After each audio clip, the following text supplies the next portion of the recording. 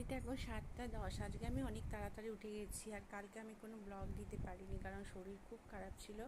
দেখো বিছানার চাদরটা না ঝেড়ে দিয়েছি, কিন্তু এখানে এই যে আমি একটু বসতে গেছি আবার এরকম হয়ে গেছে। যাই হোক, বিছানার চাদর ছেড়ে দিয়েছি, বাইরে গাছে জল দিয়েছি, জামা কাপড়গুলো এখনও তুলিনি, তুলবো। আর এই বারান্দাটা আমি ঝাড় দিয়ে দিয়েছি, পরিষ্কার করে দিয়েছি। এখানে দেখো সকাল সকাল আজকে পায়রা খেয়ে চলে গেছে। আর আজকে যেহেতু সানডে, সেই কারণে আমি বাচ্চাগুলোর ভাত দেখো চিকেন দিয়ে করছি, ওদেরকে খেতে দেবো। আর কিছু চিকেন হচ্ছে সিদ্ধ করে এটার সাথে মেশাবো আর কি, নাহলে কুলাতে পারি না গো।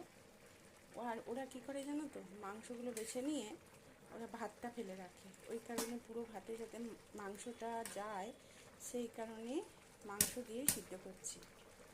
আর এখানে আমাদের ভাত বসে গেছে, আজকে মটন না চিকেন হবে জানি না, দেখতে হবে। আর আমার কালকে দেখো কত কী বেঁচে গেছে, দেখো ডিম তেলা, এখানে ছোলার ডাল আছে।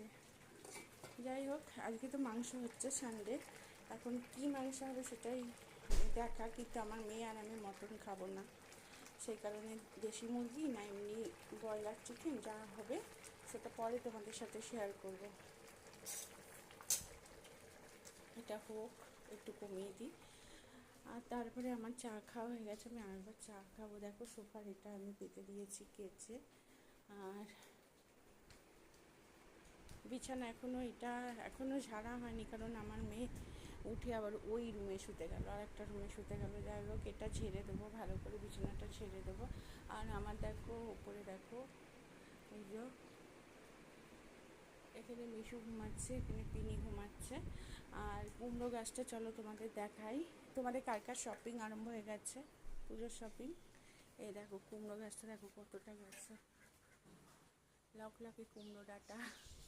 যাই ডাঁটাগুলোও ভালো হয়নি, দেখো ডাঁটাগুলো সরু, পাতাগুলো ভালো হচ্ছে, তাও অনেক পাতা আবার মরেও যাচ্ছে রোদে।